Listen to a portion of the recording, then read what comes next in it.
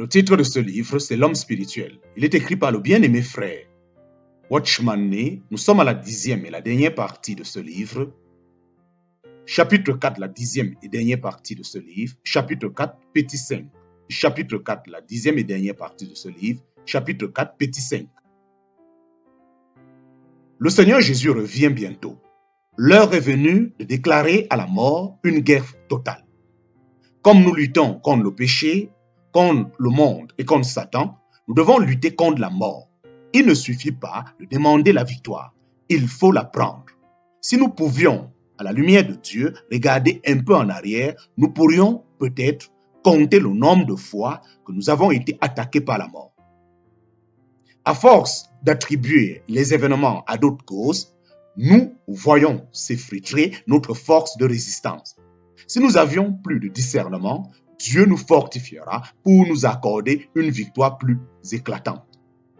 Nous aurions l'impression de passer par-dessus des ponts démolis, des sentiers effondrés, comme si tout notre environnement se liguait en vain contre nous. Mais nous ne voulons pas mourir. Plus d'une fois, nous avons désespéré de la vie et constaté qu'en réalité, nous ne pouvions pas mourir. Malgré la furieuse escalade de l'adversaire, quelque chose en nous refusait l'issue fatale. Que signifie-t-elle cette sorte d'expérience? Simplement ceci, Dieu nous conduit à notre dernière bataille avec la mort. Ces assauts sont conçus uniquement pour nous frustrer de l'enlèvement. Le séjour des morts, largement ouvert pour nous recevoir, nous devons enfermer la porte par la victoire de Christ, faire opposition à la mort, lui interdire tout accès dans notre corps et résister à tout ce qui peut nous prédisposer en sa faveur. Maladie, faiblesse, douleur, tout doit être vécu dans cette optique. L'angoisse de l'esprit et la tristesse de l'âme peuvent nous conduire à notre fin tout aussi bien qu'une déchéance de notre être physique. Dieu nous appelle maintenant à l'enlèvement et nous devons maîtriser tout ce qui s'y oppose. Des esprits meurtriers sont à l'œuvre partout. Si les chrétiens restent passifs, ils tomberont sous leur coup. Mais si vous priez, victoire sur la mort, Seigneur, donne-la-moi. Il vous répondra, si tu résistes à la mort, je te la donnerai. Mais la prière à elle seule est futile, si la volonté est passive. Comme dans les autres domaines, l'enlèvement exige la collaboration de l'Église avec Dieu. La foi ne laisse jamais les choses prendre la ligne de moindre résistance. Gardons-nous de chercher du réconfort dans la pensée que nous serions de toute façon enlevés. Si notre foi n'est qu'une formule mentale qui nous permet de déserter notre responsabilité, comment échapperons-nous à ce dernier ennemi qui nous attend? Péché mortel. Péché mortel. La Bible mentionne une sorte de péché mortel ou péché qui conduit à la mort, lequel peut être commis par les croyants. En parenthèse, 1 Jean chapitre 5, verset 16. Il ne s'agit pas ici de mort spirituelle, car la vie éternelle de Dieu ne peut pas être éteinte. Il ne peut pas y avoir non plus une allusion à la seconde mort, puisque les brebis du Seigneur ne peuvent pas périr. Il ne peut s'agir que de la mort du corps. Observons maintenant ce qu'est par essence le péché mortel. Nous saurons ainsi nous en tenir éloignés en sorte que afin que notre chair ne soit pas atteinte par la corruption. 2. Nous ne perdions pas la bénédiction d'être enlevés avant la mort. Et troisièmement, que nous puissions encore, avant de mourir, en parenthèse, si le Seigneur devait tarder, achever l'œuvre qui nous a été confiée. Nous croyons qu'un grand nombre d'enfants de Dieu, pour avoir fait preuve de négligence dans cette affaire, ont vu leur vie écourtée et ont perdu leur couronne. Beaucoup de serviteurs de Dieu qui ne sont plus, s'ils avaient pris garde à cet avertissement, serviraient peut-être encore le Seigneur à l'heure actuelle. La parole de Dieu ne donne pas de précision sur la nature de ce péché. Elle nous assure seulement qu'il peut exister. D'après les textes qui s'y rapportent, nous comprenons que ce péché varie suivant les individus. Pour quelques-uns, un péché particulier est mortel. Pour d'autres, ce même péché peut ne pas conduire à la mort et vice-versa. Pourquoi? À cause de différences dans la grâce reçue, la lumière acceptée et la position atteinte par les uns ou les autres. Bien que la Bible n'identifie nulle part ce péché, nous constatons néanmoins que tout péché qui a la mort ou aboutissement constitue un péché mortel. Le peuple commit un tel péché à Kadesh, en parenthèse, Nombre chapitre 13, verset 25 et Nombre chapitre 14, verset 32. Bien qu'ils eussent tenté le Seigneur bien des fois auparavant, en parenthèse, Nombre chapitre 14, verset 22, il leur avait toujours pardonné sans autre. Mais cette fois, bien qu'il leur pardonna après leur refus d'entrer en Canaan, il fit en sorte que leur corps trouvait la mort dans le désert. En parenthèse, Nombre chapitre 14, verset 32. Aux eaux de Mériba, Moïse fut provoqué et laissa échapper des paroles imprudentes. En parenthèse, Somme chapitre 106, verset 33. Ce fut là son péché mortel. Il mourut bon du pays de la promesse. En parenthèse, Nombre, il mourut loin du pays de la promesse. Je répète, il mourut loin du pays de la promesse. En parenthèse, Nombre chapitre 20, verset 24.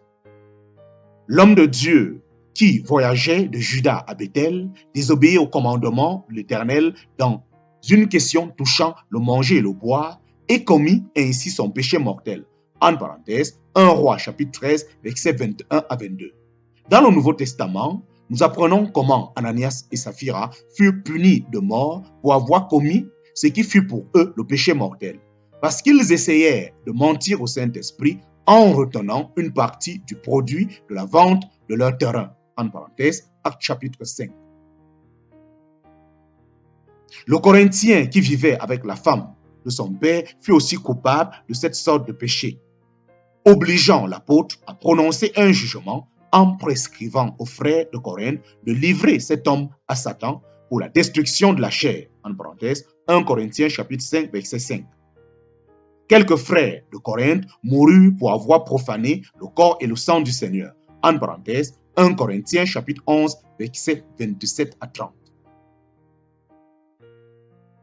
Pour triompher de la mort, nous devons triompher du péché avec ténacité, car l'une dérive de l'autre. Si nous tenons à vivre jusqu'au plein accomplissement de nos jours, ou jusqu'au retour du Seigneur, nous devons prendre garde de ne pas pécher. La négligence sur ce point a conduit beaucoup de croyants à une mort prématurée. Le péché mortel n'est pas une transgression de nature à provoquer un effroi particulier, puisqu'elle n'est nulle part spécifiée. L'impudicité dont les Corinthiens s'étaient rendus coupables peut être considérée comme mortelle, mais il en est de même des paroles inconsidérées comme nous venons de le voir pour Moïse. Remarquez en effet comment l'Écriture présente son caractère. Or, Moïse était un homme fort patient, plus qu'aucun homme sur la face de la terre. En parenthèse, Nombre chapitre 12, verset 3. C'est pour cela qu'aucun péché ne pouvait être toléré dans la vie de cet homme. Nous vivons au temps de la grâce. Dieu est plein de grâce. Que nos cœurs en soient reconfortés. Ne laissez pas Satan vous accuser et insinuant que vous avez commis le péché mortel et qu'en conséquence, vous devez mourir. Bien que la Bible ne nous encourage pas à prier pour ceux qui ont commis ce péché mortel, Dieu nous pardonnera si nous jugeons. Dieu nous pardonnera si nous nous jugeons nous-mêmes et nous repentons sincèrement. De nombreux croyants pensent que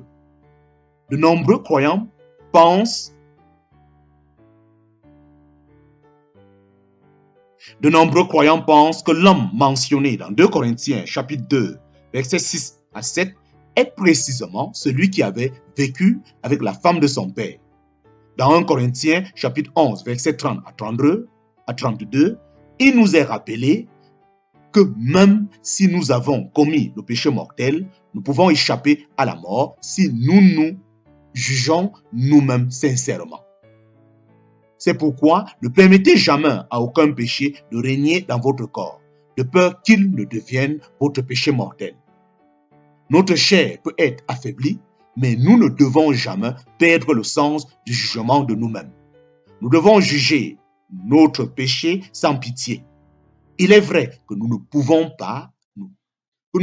pas parvenir dans cette vie à la perfection, exempte de tout péché, mais la confession fréquente et la foi en la grâce de Dieu sont indispensables. Dieu nous pardonnera encore. Ceux qui cherchent la victoire sur la mort doivent s'en souvenir. Il leur dénonça leurs œuvres, leurs transgressions, leur orgueil. Il les avertit pour leur instruction. Il les exhorte à se détourner de l'iniquité. S'ils écoutent et se soumettent, ils achèvent leur jour dans le bonheur, leur année dans la joie. S'ils n'écoutent pas, ils périssent par le glaive, ils expirent dans leur aveuglement. Les impies se livrent à la colère, ils ne crient pas à Dieu quand il les enchaîne. Ils perdent la vie dans leur jeunesse, ils meurent dans la honte. Job chapitre 36, versets 9 à 14. L'enseignement des proverbes. L'enseignement des proverbes. Mon fils, n'oublie pas mes enseignements et que ton cœur garde mes préceptes, car ils prolongeront les jours et les années de ta vie et ils augmenteront ta paix. En parenthèse, Proverbe chapitre 3, versets 1 à 2. Ce serait la santé pour tes muscles et un rafraîchissement pour tes os. En parenthèse, Proverbe chapitre 3, verset 8. Que ton cœur retienne mes paroles, observe mes préceptes et tu vivras. En parenthèse, Proverbe chapitre 4, verset 4.